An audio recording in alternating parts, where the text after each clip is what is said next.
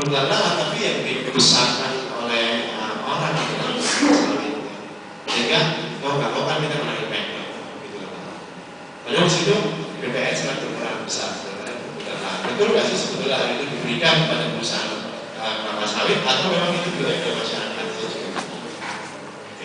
Jadi kita berlangsung melakukan pembuktian bahwa kita itu bukan orang jahat. Environmental responsibility program such as management of conservation, land, and water resources. Artinya gini lah, kita itu memanfaatkan betul-betul resources dan mengembalikan lagi resources itu ke alam. Makanya di sini juga nanti Bapak tadi saya tunjukkan sedikit bahwa kita punya konservasi hutan konservasi di dalam perkebunan kita.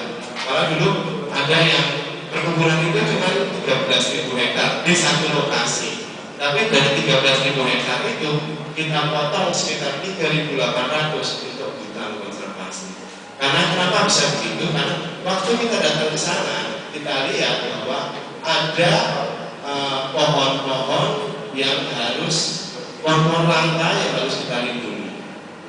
Kita nggak jahat Pak, kita nggak tebang pohon itu yang kita buka hanya daerah yang sudah menjadi semak-semak atau pohonnya itu pohon yang bukan langka, kita lindungi. Kemudian juga kita lihat di situ ada habitat dari faunanya sendiri yang kita harus lindungi. Kita hitung, kita sensus dulu, misalnya burung, kita sensus dulu berapa ekor yang terjadi di situ. Kemudian kita pelajari berapa ekor itu butuh berapa hektar. Kemudian kita lakukan konservasinya. Jadi pohon itu kita hidup bersama-sama dengan pohon dan tanaman flora dan fauna yang ada di sini. Jadi insya Allah kita nggak jalan-jalan apa yang belajar Oke, kemudian itu yang kita lakukan. Begitu juga kita sekarang juga ada yang namanya standar-standar bagaimana melakukan atau memanage perkebunan. Kita juga masuk ke sana.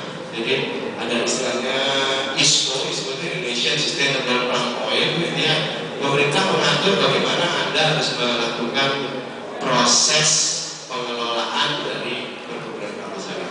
Nah itu udah meliputi mulai dari aspek lingkungan, aspek sosial, dan banyak aspek lain, aspek perizinan. Kita ikut di situ semua. Oke, kemudian di sini commodity price list yang tadi saya sebut, karena yang kita menentukan itu bukan kita yang menentukan harga, padahal kita akan kena di revenue, sehingga kita price list ini harus kita kelola. Jadi di sini artinya kalau kita pendekin aja bahwa kita harus mengelola semua spending atau biaya kita dengan baik, karena kita tidak boleh terpengaruh oleh naik turunnya harga. Even harga itu lagi jatuh, tetap kita juga harus survive, kita harus punya keuntungan. At least kita harus yang namanya punya biaya, faktor biaya dalam tubuh kita itu yang terbaik di seluruh Indonesia. Misalnya itu ambisi kita. Sehingga harga sejatuh atau apapun, ya sebetulnya kita harus support. Gitu.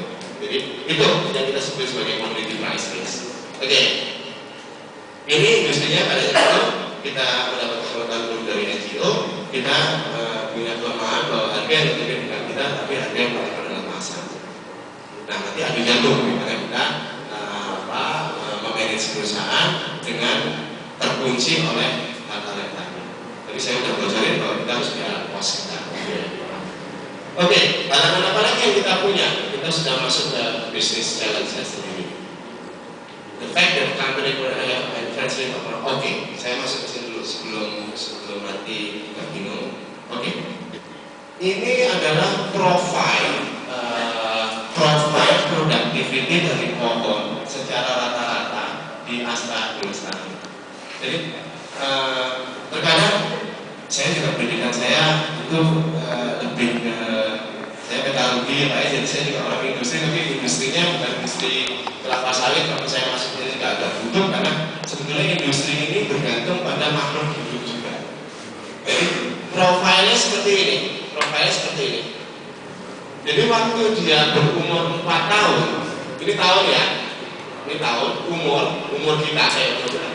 Waktu kita nanam pertama itu belum berbuah, artinya di sini menandakan, misalnya saya baca 22 ya, contoh aja, 22 itu adalah ya, pohon itu menghasilkan 22 1 hektar kelompok pohon itu menghasilkan 22 ton per hektar per tahun.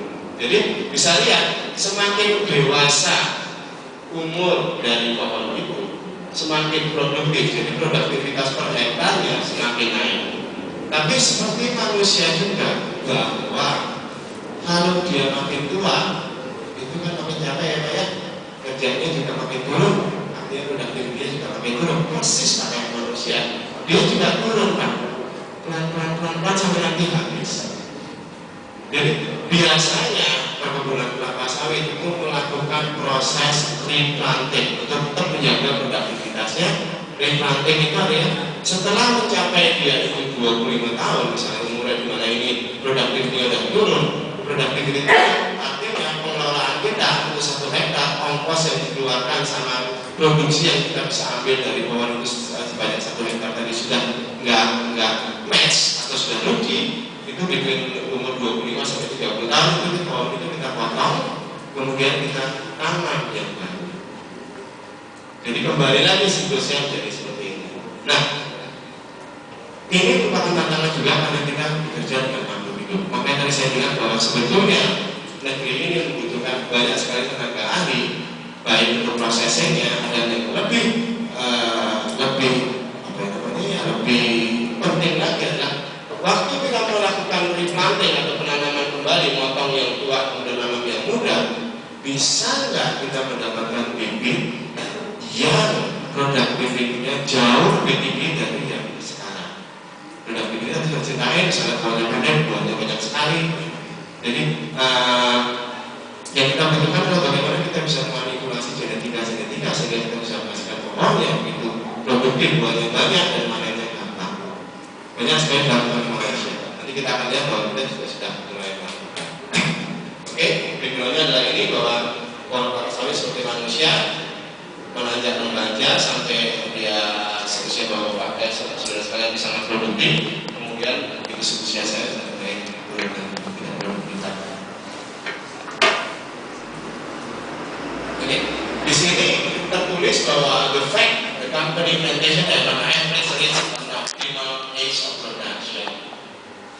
Artinya di Astra Agrostari itu umur rata-rata pohon yang ada sekarang itu ada di posisi sekitar 14-15 tahun.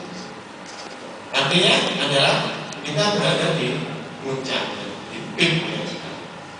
Manajemen selalu ya kalau kita memanage sesuatu, saat ini kita senang, tapi kita udah gak mikir saat ini, tapi kita selalu berpikir 2 tahun atau 10 tahun ke depan. Itu juga kuncinya memanage Pak ya. Jadi kita sudah sekarang kita posisinya adalah yang paling tinggi, berarti kita sudah mentok di atas, ya jadi kita nggak akan ke atas lagi, ya tidak akan anjlok ke bawah.